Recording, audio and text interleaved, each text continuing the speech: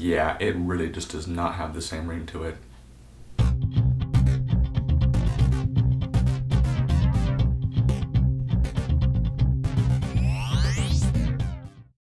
Birdman. In my opinion, it's a really good movie. The story follows Michael Keaton's Regan Thomas, a washed-up actor best known for playing the superhero Birdman. He's now trying to become relevant again by putting on a Broadway production of What We Talk About When We Talk About Love. It proves harder than he thought, and glorious mayhem ensues. This film has two things that make it worth talking about: its cast and the way it was shot. It's made to look like one continuous take. The tricky thing about that style is it can easily be seen as a gimmick and call attention to itself. You don't want to annoy your audience. For my money though, the illusion was astounding, as was the cast. Every actor in this film, and especially Keaton, really gave themselves to their role. There is no half-assing. And really, when I think about it, while watching this film, nothing on the technical or photographic side of things felt half-assed either. It's just a really well-planned out labor of love. And one sequence that I really loved is when Keaton talks with this critic played by Lindsay Duncan in a bar. I think it speaks volumes to that subculture of journalism where you have someone who's being paid to a 10-day performance and then write a review that could either make or destroy a show. The question posed is, will you let your personal biases affect the outcome of your experience?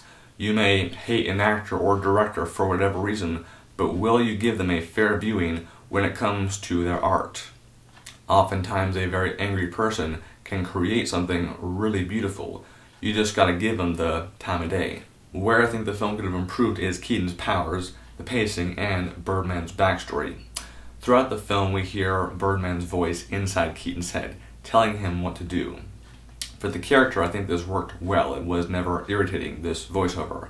However, I wanted to know more about Birdman, how he entered Keaton's life, what he did in the films as Birdman, what made him this icon.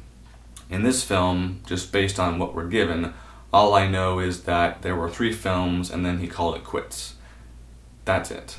Keaton's powers are another issue, albeit smaller. He has the ability to move objects with his mind, and that's cool, but it's never explained how or why it's even in the movie, you know, this thing that he does.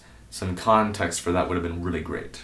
Last but not least, the film has very occasional lull moments where the camera will either, like for instance, stare up at the sky and there will be a time lapse, or the camera will even stare down a hallway and just let time pass that way before the action eventually starts back up again.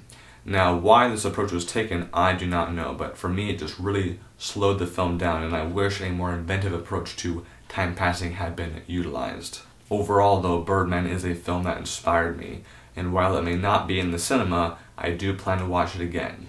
I give it 3.5 out of 5 stars. Thank you very much for your time. Have an awesome day.